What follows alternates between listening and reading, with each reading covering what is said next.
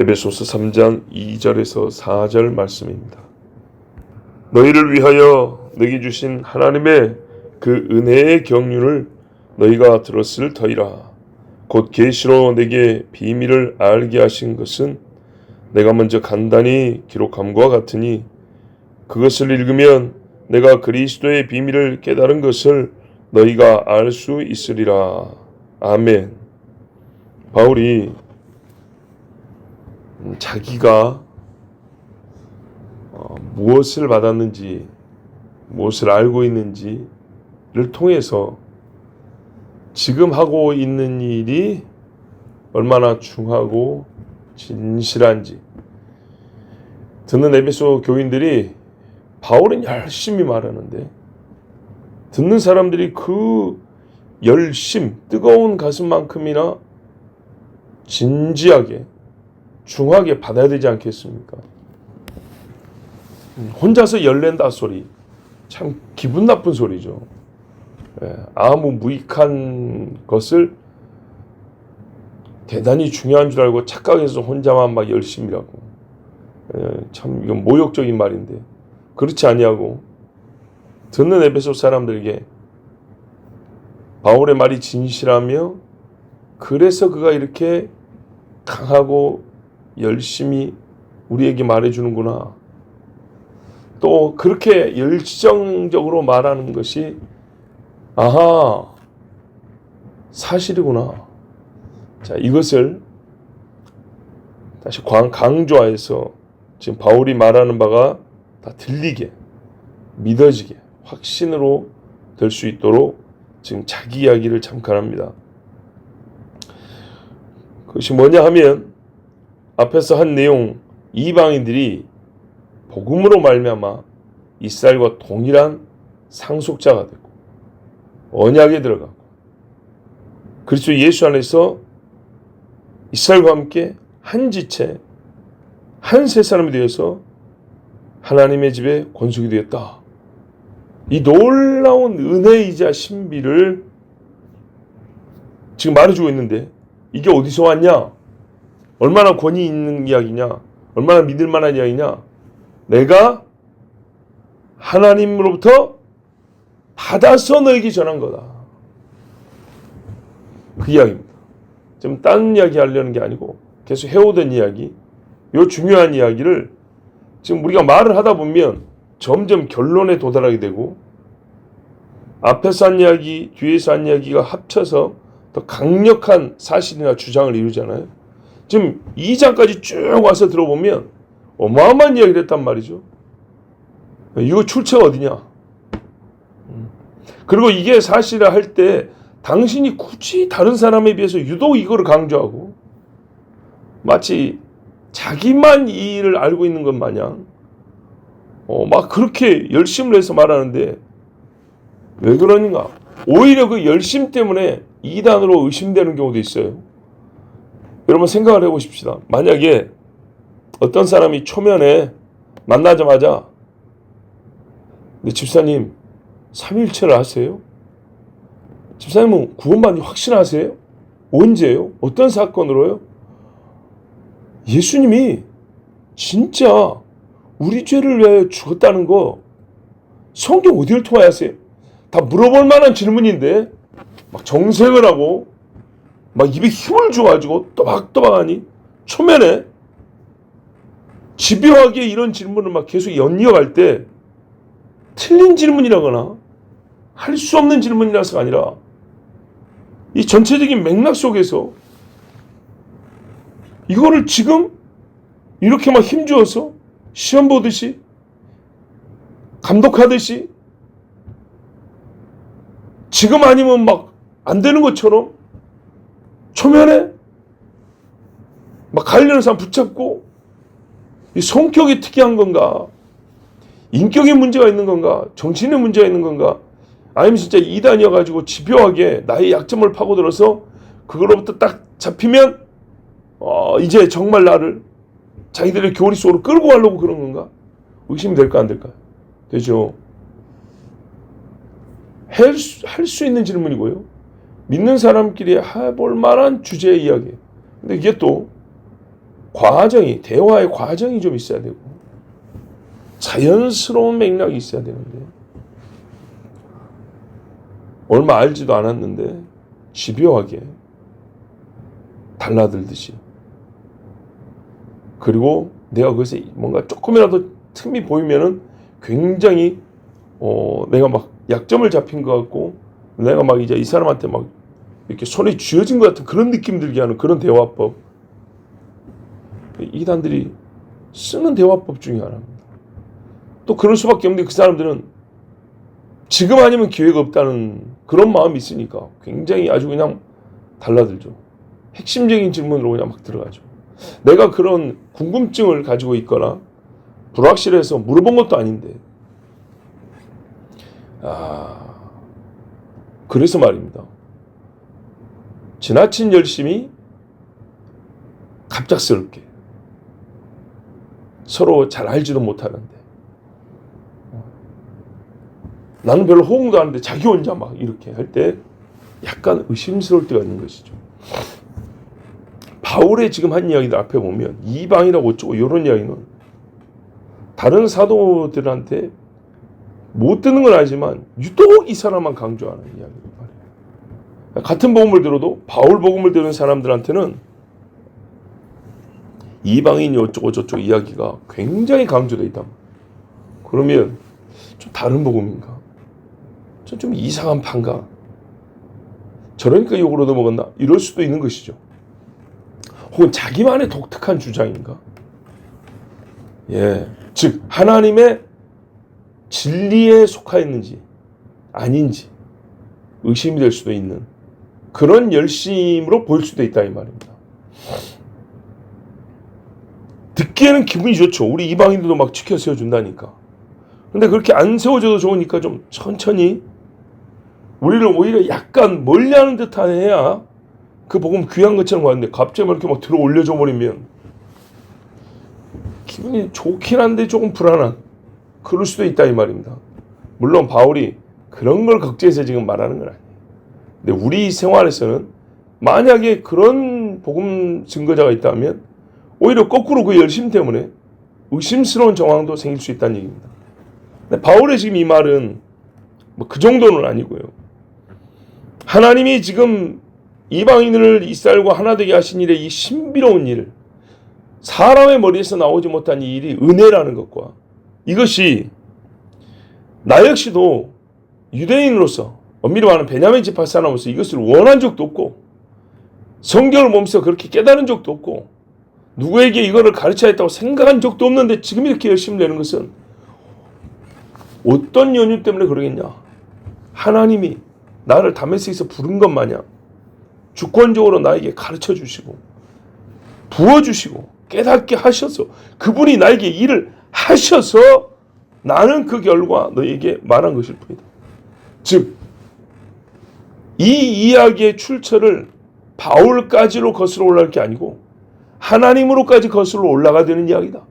나는 그 하나님이 중간에 너에게 직접 말하지 않고 가르쳐 깨닫게 하시고 너에게 전하게 한 사람이다. 이 이야기입니다. 그래서 뭡니까? 이게 하나님의 은혜의 경륜의 이야기인데 내가 받은 거고 2절, 3절 어떻게 받냐? 계시로 받았다. 나도 이게 얼마나 비밀스럽고 놀라운 이야기인가? 나도 이 이야기를 비밀이라고 부른다. 근데 이것을 보죠. 하나님께 듣고 알게 됐는데 먼저 간단히 기록한 것과 같으니 전에 기록한 적이 있다는. 전에 가르쳐줬어요. 그리고 직접 글을 썼던 다른 사람을 통하여 전했던 간에 에베소 교인들이 오늘 이 이야기 처음 듣는 게 아니에요. 그리고 오늘은 어떤 의미에서 재강조이기 때문에 다른 때 또 다른 방식으로 이 말씀을 전한 적이 있다는 거예요. 그래서 4절에 그것을 읽으면 에베소서 말고 다른 글인데 그걸 읽으면 그리스도의 비밀 곧 이방인과 이스라엘이 한 형제가 되는 일에 대하여 너희가 온전히 깨닫게 될 것이다. 아니면 이런 말이죠. 내가 깨달은 것을 너희가 알 수 있을 것이다. 그러니까 다른 글에는 내가 그 일을 깨달은 사건에 대하여도 좀 기록이 됐을 수 있습니다. 지금은 가르치고 있잖아요. 근데 내가 배운 그 일, 내가 하나님께 이렇게 배웠다는 자기 간증, 자기가 하나님께 배운 그 사건에 대한 기록도 거기 좀 있는 모양이죠. 그래서 내가 지금 너희에게 오늘 에베소처럼 다시 가르친다. 그래서 바울에 대한 혹이나 불신이나 의심이 있다면, 왜 어떤 사람들은 이 사람이 사도가 아니라고도 하고 몇 가지가 더 들어가야 참 복음이라 하기도 하고, 그렇지 않습니까? 바울대로 하면 할례 안 받아도 되는데 다른 사람들 말대로 할례를 꼭 받아야 되는 거예요. 할례를 꼭 받아야 그런 표정도 유대인하고 똑같이 갖고 있어야 유대인하고 하나 되는 거지. 이방 입장에서는 걱정되니까 이왕이면 하나라도 더 갖추고 싶으니까 할례 또 막 받으라 하겠죠. 그러니까요. 자, 이제 바울이 어떻게 복음을 받았고 이 계시를 받았는지까지 알게 된다면, 그리고 바울같이 이렇게 정밀하고 확실하게 하나님의 말씀에 근거해서 또 계시에 입각하여 전한 사람이 없으므로 에베소 교인들은 바울보다 이 복음에 대하여 더 나은 선생이 없구나, 뭐 인간끼리 꼭 비교하자는 게 아니라 더 이상 의심할 필요가 없구나, 이렇게 확신을 갖게 될 것입니다. 자, 오늘 이제 그리고 이제 다시 한번 그 이야기가 이제 이어집니다. 바울이 오늘 2절 이하에 말씀한 것은 자랑하려고 하는 것이 아니고요, 듣는 무리로 하여금 확신케 하려고 하는 겁니다. 왜냐하면 요즘에 그런 말이 있더만, 메시지에 대한 신빙성을 공격할 수가 없다면 메신저, 말하는 사람을 공격해라. 말이 분명히 옳은데 틀린 걸 잡아낼 수가 없어요. 근데 공격하고 싶어. 그러면 저 말한 저 인간이 사실은 별 볼 일 없는 인간, 이런 식으로 해갖고 내용의 신빙성을 떨어뜨리는데, 바울의 복음사에는 그런 일들이 많았단 말이에요. 분명히 최고의 가르침인데 옆에서 근데 바울 저 사람이 좀 부족해, 저 인간이 사도인지 그 자체가 의심스러워, 이렇게 해버리면 잘 듣고 아멘 해놓고 중간에 마음이 흔들리겠죠. 이런 일들이 많다 보니까 바울의 서신서에 보면 다른 사도들에 비해서 바울이 누구냐에 대한 이야기가 꼭 나와요. 내가 복음을 전한 게 이게 얼마나 믿음직하냐에 대한 이야기를 참 안 해도 될 이야기를 하게 되는 경우가 있는데, 자, 이번에도 그런 목적도 겸하여 있다고 또 볼 수 있습니다. 하나님이 이방인의 사도라고 처음부터 불렀다 했습니다. 사도행전을 보면 어떤 다른 형제들은 할례자를 위한 사도로, 베드로 같은 경우 나는 이방인을 위한 사도로 하나님이 부르셨다, 처음부터 그랬단 말이에요. 거기서부터 지금까지 이제 수십 년에 걸쳐 가지고 이방인 선교라고 가르쳐온 일을 온 교회가 이제 다 알고 있습니다. 그리고 이방인을 선교하였다는 것은 이방인에 대한 하나님의 구원 경륜을 알지 않고는 쓸데없이 뭐하러 수고를 하겠습니까? 하나님께 받은 게 있으니까 파산하고 매를 맞고 돌을 맞고 감옥에 갇히면서 하는 거지, 자기의 어떤 독특함을 자랑하려고 무슨 그런 바보 같은 짓을 합니까? 나 같아도요, 돈 1억 천금을 준다고 해도 누가 그거 받으려고 물매를 맞냐고요. 예. 살지 죽을지도 모르는데 누가 살아오면 돈 죽게 한다고 폭풍 속으로 들어가냐고요. 분명히 하나님께 받았으니까 하는 거죠. 이방인에 대한 선교는 하나님의 구원 경륜을 직접 받지 않았으면 유대인 바리새인 출신이 도무지 할 수가 없는 일입니다. 그 일을 하여 겪은 고난과 고통이 지금까지 얼마입니까? 사람의 주판으로 나올 수가 없는, 계산이 안 되는 고통을 겪었는데 이걸 하나님의 명령을 받지 않냐고, 주의 계시를 받지 않냐고 누가 얘기하냔 말이죠. 아모스가 그랬어요. 사자가 으르렁거리는데 누가 두려워 떨지 않겠느냐. 하나님이 명령하는데 누가 말하지 않겠냐고. 그러겠죠. 맞습니다. 하나님이 명령해서 말한 것이고, 하나님의 명령이 아닌 사람의 명령이라면 이런 일을 할 수가 없습니다. 그리고 명령만 받는다고 되는 일이 아닙니다. 작전 실패, 명령 복종을 하고 싶어도 능력이 없으면 실패할 겁니다. 도무지 이방인을 아시아로부터 아시아까지 이 어마어마한 땅을 돌아다니면서 온 청춘을 다 바치면서 선교한다. 이건 하고 싶어도 안 되는 거예요. 안 되는 거예요. 하나님이 능력을 주시고. 인도하시고, 그렇지 않으면 할 수 없는 일이었어요.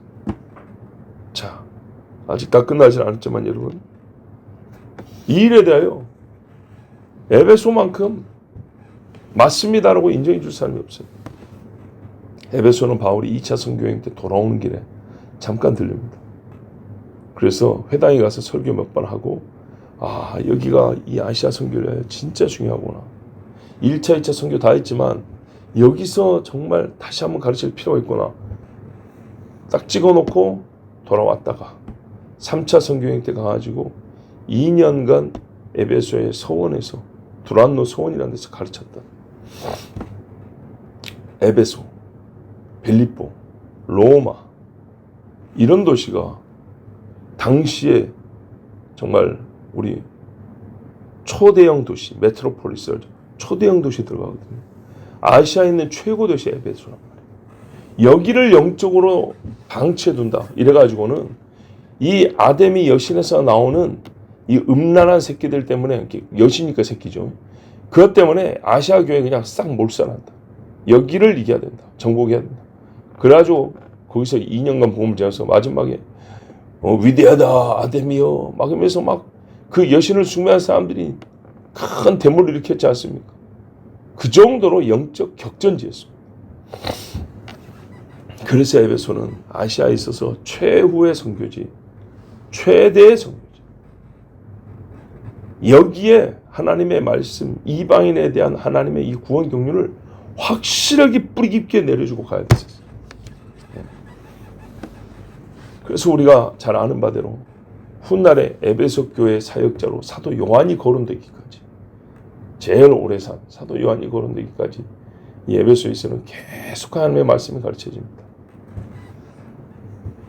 이 일이 하나님의 계시로부터 시작된 것임을 에베소도 알고 우리도 압니다. 그리고 그 은혜가 우리까지 왔음도 압니다. 기도하겠습니다. 하나님 감사합니다. 오늘도 주일 아침에 하나님의 은혜와 경륜의 지혜가 우리를 예배당으로 이끌었으며 성령께서 우리의 마음에 감동을 주사 기도할 마음과 기도의 말을 주셨습니다. 아버지 하나님, 하나님의 복음이 나에게까지 온 것은 사도 바울과 같은 증거자들에게 성령께서 계시하시고 명령하셔서 그들이 순종 복종함으로 여기까지 왔습니다. 우리가 이 놀라운 은혜를 에베소 교인들과 똑같이 받았습니다. 오늘 우리 똑같이 하나님의 백성이요 하나님 집의 권속으로서 아버지 하나님을 영화롭게 하고 주를 송축하는 자녀들이 되게 주시옵소서. 주일입니다. 아버지 하나님, 날씨나 환경이나 건강에 상관없이 완전히 하나님께만 사로잡혀 주 하나님만을 바라보는 우리의 온 하루 시간이 될 수 있도록 인도하여 주시옵소서. 예수 그리스도의 이름으로 기도하옵나이다. 아멘.